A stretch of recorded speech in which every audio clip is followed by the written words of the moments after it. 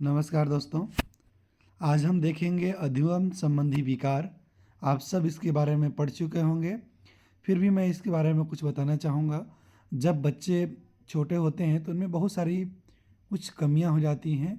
जैसे वो अच्छे से पढ़ नहीं पाते हैं, अच्छे से गणित नहीं बना पाते हैं, अच्छे से लेखन नहीं कर पाते हैं, ठीक है, अच्छे से बोल नहीं पाते हैं। इन सब विकार उत्पन्न होता है बच्चों में, और इसके लिए अलग अलग नाम दिए गए हैं। ठीक है, इसको याद रखिएगा। जैसे पहला है डिसलेक्सिया, पठन संबंधी विकार है। बच्चा अच्छे से पढ़ नहीं पा रहा है, ठीक है, कलम को लकम को कुछ ऐसे पढ़ रहा है। तो पढ़ने संबंधी अगर बच्चे को कुछ समस्या जा रहा है तो वो क्या है, उस बीमारी अधिगम जो विकार है उसका नाम क्या होगा, डिसलेक्सिया। और डिसग्राफिया, ये लेखन संबंधी विकार है। देखिए, ग्राफ ग्राफ से ना लिखने से संबंधित आप समझ सकते हैं, ठीक है। और डिसग्राफिया लेखन संबंधी बच्चों में, मान लीजिए उनको लिखने के लिए कुछ कहा जाता है तो बच्चे सही सही नहीं लिख पाते हैं कभी कभी, ठीक है। आप बोलते हैं हम कुछ और हैं श्रुत लेख में और बच्चे कुछ और लिख देते हैं। ये सब विकार किस में आता है, डिसग्राफिया में। अब गणना संबंधी विकार, ठीक है, ये डिसकैलकुलिया है। गणना मतलब ये सिंपल संबंध है, जोड़ घटाव से संबंधित होता है, ठीक है। अब देखिए, जोड़ घटाव गणना, इसका संबंध किससे होगा, डिसकैलकुलिया, कैलकुलेशन से संबंधित। तो याद रखिएगा, बच्चे कभी कभी जोड़ घटाव नहीं कर पाते हैं, ठीक है। और ये है डिस्प्रेक्सिया। ये कब आता है, जब लेखन, पठन, वाचन, ठीक है, गणना संबंधित विकार, इस टाइप के विकार को कहते हैं डिस्प्रेक्सिया, ठीक है। और देखिए, तनाव संबंधी विकार, अगर जैसे थोड़ा टेंशन होता है ना, उस टाइप का तनाव अगर बच्चे में ज़्यादा दिख रहा है तो ये डिसमिथिया से संबंधित है बच्चा, ठीक है।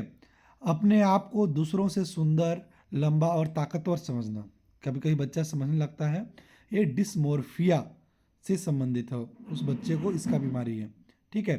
देखिए, कभी कभी बच्चा अपने आप को दूसरों से लंबा समझने लगता है, वो बड़े बड़े लोगों के साथ लड़ जाता है, ठीक है, और ताकतवर समझने लगता है और अपने आप को सुंदर बॉडी बिल्डर समझता है। इस प्रकार की अगर उसमें कुछ बीमारी देखने को मिल रहा है तो ये किस में आएगा, डिसमोर्फिया। नाम याद रखिएगा, एग्जाम में डायरेक्ट पूछे जाते हैं। और भाषा संप्रेषण संबंधी विकार, अफेजिया है। भाषा संप्रेषण, इसका मतलब है कि जैसे बच्चा अच्छे से बोल नहीं पाता है, ठीक है, मैं स्कूल जा रहा हूँ तो इस शब्द को ही बोल नहीं पाएगा ढंग से, तो इस टाइप का किस्म आता है अफेजिया में। अच्छा, इसमें एक कंडीशन है। देखिए, अगर भाषा संप्रेषण जब शारीरिक विकार के कारण हो, मतलब उसके शारीरिक बनावट की वजह से कुछ हो रहा है, वो बोल नहीं पा रहा है, जैसे बचपन से बच्चे थोड़ा तोतलाने लगते हैं, इस टाइप का अगर है तो वो डिस्फेजिया में आएगा, ठीक है, वो अफेजिया में नहीं आएगा। थोड़ा दोनों में अंतर है, समझ लीजिएगा इसको। और भोजन ग्रहण प्रवृत्ति से संबंधित विकार है, ये बुलिमिया में आएगा, ठीक है। और कम आयु में वृद्धावस्था के लक्षण आ रहे हैं तो प्रोजेरिया, ये लक्षण होता है बच्चे में, ठीक है। और तर्क न कर पाना, स्मरण शक्ति कमजोर होना, कुछ बच्चे इस टाइप के से ग्रसित दिखते हैं, तो एक इसमें आएंगे डिमेंशिया, ठीक है। इस टाइप के अधिगम हैं। ये सब को आप स्क्रीनशॉट ले लीजिएगा और इसको याद रखिएगा। अधिगम संबंधी विकार है बच्चे में। अधिगम मतलब का अर्थ होता है बच्चे ग्रहण करना, पढ़ के उस चीज़ को ग्रहण करना, ठीक है। अगर आप ग्रहण कर पा रहे हैं तो अच्छी बात है, लेकिन कुछ बच्चों में इन सब कमियां, विकार, बीमारियां एक तरीके से बोल सकते हैं, ठीक है। इन कमियों के कारण बच्चे अच्छे से ग्रहण नहीं कर पाते हैं, ओके। तो इसको याद रखिएगा। एग्जाम में सीटेट हो गया, सीजीटेट हो गया, टीचर एग्जाम में अक्सर इससे क्वेश्चन आने को देखा जाता है। Thank you, thanks for watching, मिलते हैं।